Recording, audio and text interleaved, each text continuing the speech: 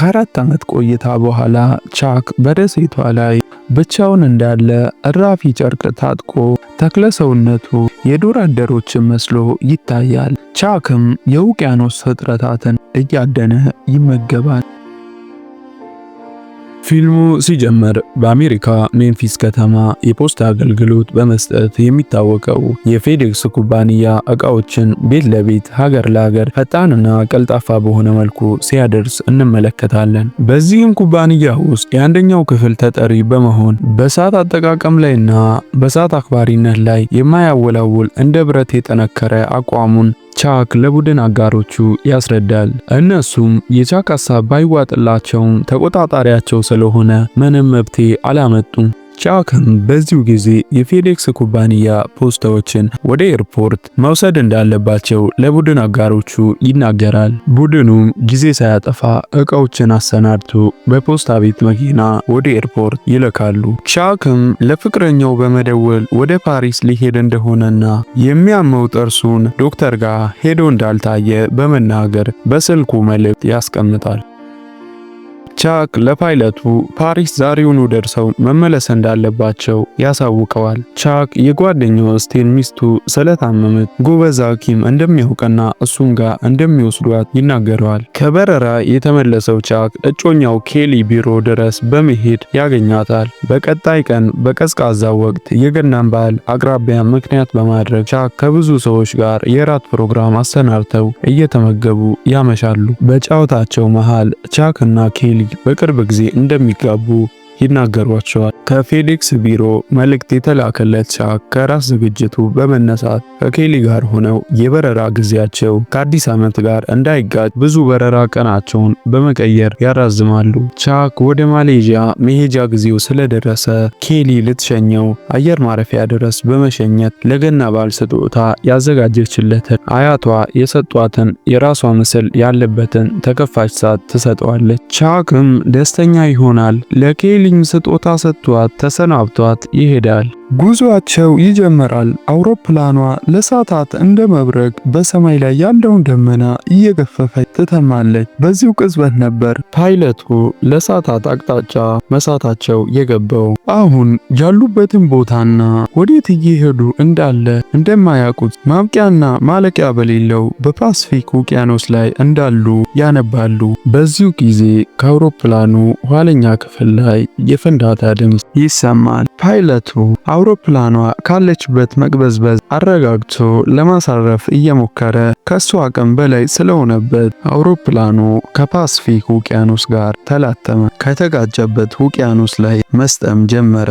እየሰመጠ ሌላ ፍንዳታና እሳት ተፈጠረ። ፍንዳታው በፈጠረው ሸንቁር ቻክ በፊኛ መሳይ የላስቲክ ጀልባ ተስፈንጥሮ ከውቅያኖሱ ይወጣል። ጨረቃ በሌለችበት ምሽት አብረውት የሰመጡትን ሰዎች በአይኑ ቢፈልጋቸውም ያጣቸዋል። ከዚያም ዝናብና ማዕበሉ እየደጋገመ ቢያንገላታውም ከሰዓታት በኋላ በድቅድቅ ጨለማ የብስ ላይ ይደርሳል። በመነጋታው ቻክ ራሱን ያገኘው የውቅያኖስ ዳርቻ ላይ ጀልባው ላይ ነበር። ነቅቶም በዙሪያው ሲያማተር በቦታው ሌላ አካል እየፈለገ በውቅያኖሱ ዳርቻ ላይ የፌዴክስ መልእክት ከመስመጥ የተረፉትን በማንሳት ሰብስቡ አካባቢው ላይ እየተዟዟረ እየተጣራ የሚረዳው ሰው ቢፈልግም ያጣል። አሸዋው ላይ ቻክ በእግሩ ዳና በዘንባባ ዛፍ እርዱኝ የሚል ጽሑፍ ቢጽፍም በአካባቢው የሰው ፍጥረት የእንስሳት ዘር የሌለበት ወና የእጽዋት ብቻ ያሉበት ደሴት እንደሆነ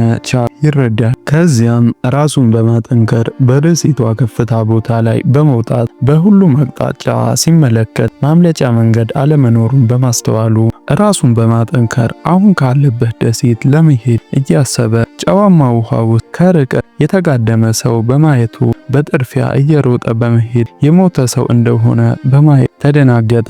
የሥራ ባልደረባውና የፌዴክስ ሰራተኛውን ሊቀብረው ከውሃ ውስጥ ያወጣዋል። ካወጣም በኋላ እዚህ ደሴት ላይ እስካለ ሊጠቅመው የሚችል ነገር በማስቀረት የሟቹን ሰው ጫማ፣ የእጅ ባትሪ አስቀርቶ ይቀብረዋል። አመሻሽ ላይ ቻክ ጀልባውን ወደ ጎጆ በመለወጥ በማረፍ እጮኛው የሰጠችው ሰዓት ላይ ባትሪ እያጠፋ እያበራ ይተኛል።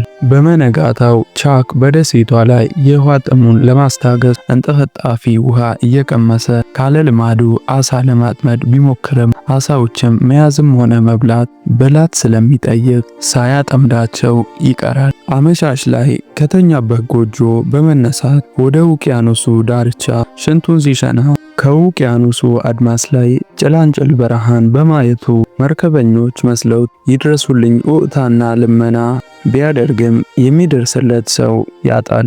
ቻክ በመነጋታው ጠዋት ላይ መርከቧን አየሁበት ወዳለበት አቅጣጫ ጎጆውን በማፍረስ ጀልባ አድርጎ መርከቧን ወደ አየበት አቅጣጫ እየቀዘፈ ትንሽ ቢሄድ የውቅያኖሱ ማዕበል ደጋግሞ ቢፈትነው ጀልባው በመጨረሻ ሚዛኗን በመሳት ትገለበጣለች። ቻክም በውቅያኖሱ ድንጋይ ከፍተኛ ጉዳት እግሩ ላይ ይደርስበታል። ሃይባይ በማጣቱ ሲመለስ ዶፍ ዝናብ ሲዘም መጠለያ በማጣቱ ደሴቱ ላይ ወደ ነበር ዋሻ ውስጥ በመግባት ይጠለላል። እዚያውም ይተኛል። የሰበሰባቸውን የፌዴክስ መልእክቶች አንድ በአንድ ሁሉንም ከአንዱ በቀር ይከፍታል። ከከፈተውም ዕቃዎች ለዚህ ጫካ ምቹ የሆኑ መገልገያዎችን ይሰራል። ቻክ አሳ ማጥመድ ችሏል። ከኮኮናት ፍሬ ውሃ እያወጣ ይጠጣል። ቻክም በዚህ ደን ውስጥ ለመቆየት እየታገለ እንደሆነ ይታያል። አሁን ግን አንድ ነገር ይቀረዋል። ጫካ ውስጥ እስካለ የሚያጠምዳቸውን ነፍሳት አብስሎ የሚበላበት እሳት ለመፍጠር ያለ የሌለ ጉልበቱን አሟጦ እንጨትና እንጨት እያፋተገ ለማንደድ ቢሞክርም የእንጨቱ ስለት መዳፉን በደም በማላወሱ የሰራውን ስራ ሁሉ በመበሳጨት ይበታተናል። ከጥቂት ሰዓት በኋላ ቻክ በመረጋጋት በእራፊ ጨርቅ መዳፉን ጠቅልሎ ከፌዴክስ ፖስታ ውስጥ ቀዶ ያወጣውን ዊልሰን የተባለ የእጅ ኳስ ላይ በመዳፉ ደም የፊት መልኩን ሰርቶለት ከፊት ለፊቱ በማስቀመጥ ብቻውን እያወራ ዳግመኛ እሳት ለማቀጣጠል ይታገል ጀምሯል። ከጥቂት ሙከራዎች በኋላ ጥንጥዬ ጭስ በማየቱ በሙሉ ኃይሉ እንጨቶችን ሲያፋት እሳቱ መንበልበል ጀመረ። ከዚያም እሳት ፈጠርኩ በማለት ጮቤ በመርገጥ እየጮኸ ዊልሰንን ያወራል። የተለያዩ ነፍሳትን እያበሰለ ይመገባል። ቻክ እጮኛው ውብና ቆንጆ ሴት እንደሆነች ለዊልሰን እየተናገረ በመሃል የጥርስ ህመሙ ፋታ አልሰጥ እንዳለውና ዊልሰን የጥርስ ሐኪም ቢሆን ደስ እንደሚለው እያወራ በዋሻው ጥርሱን ለመንቀል የበረዶ እስኬት ስለቱን ጥርሱ ውስጥ በመውሸቅ እስኬቱን ሲነርተው ጥርሱ ተነቅሎ ይዘረራል። ታሪኩም ሲቀጥል ከ4 ዓመት ቆይታ በኋላ ቻክ በደሴቷ ላይ ብቻውን እንዳለ እራፊ ጨርቅ ታጥቆ ተክለ ሰውነቱ የዱር አደሮችን መስሎ ይታያል። ቻክም የውቅያኖስ ፍጥረታትን እያደነ ይመገባል። ቻክ ከተኛበት እንግዳ ድምፅ ሰምቶ ይነቃል። ድምፁም ከውቅያኖሱ ዳርቻ ላይ እንደሆነ በማስተዋሉ ወደ ውቅያኖሱ በመራድ ይሄዳል። ያገኘውም አነስተኛ ፕላስቲክ ነበር። ፕላስቲኩን አቁሞት ሲመለከት አንድ ሐሳብ ይመጣለታል። የውቅያኖሱን ማዕበል ለመከላከል ጀልባ በመስራት በዚህም ፕላስቲክ ማዕበሉን ጋርዶ ለመቅዘፍ ያስባል። ከዚያም ቻክ ከደሴቷ የዘንባባ ዛፍ በመቁረጥ ጀልባ ለውድ ጓደኛው ዊልሰንና ለራሱ ቻክ የሚበቃ ጀልባ ያዘጋጃል። ቻክ ማዕበሉ ሲቀንስ እንደሚሄዱ ለዊልሰን ይናገረዋል። አመሻሽ ላይ ቻክ ከዊልሰን ጋር ይጋጫል። ተበሳጭቶ ከዋሻው ቻክ ዊልሰንን አሽቀንጠሮ ይወረውረዋል። ከጥቂት ደቂቃ በኋላ እንደ እብድ እየጮኸ ቻክ ዊልሰንን ይፈልጋል። ከአንደኛው አለት ስር ዊልሰንን ያገኛል። የፊት ገጽታው የጠፋውን ዊልሰን ቻክ ዳግመኛ እጁን አድመቶ በደሙ ይስለዋል። በመነጋታው የደሴት ሕይወቱን ለመቋጨት ዕቃዎቹን፣ የፌዴክስ መልእክቱን፣ ጓደኛው ዊልሰንን የእጮኛውን ስጦታ በመሰብሰብ ጀልባው ላይ ይጭናል። በአንድ ቋጥኝ ላይ በመሄድ ቻክ ለ1500 ቀናት በዚህ ደሴት ኖረ በማለት ሰንዶ ደሴቷን በመሰናበት ወደ ጀልባው ይመለሳል። ከዚያም ቻክ በፓሲፊክ ውቅያኖስ ላይ ጉዞውን ይጀምራል።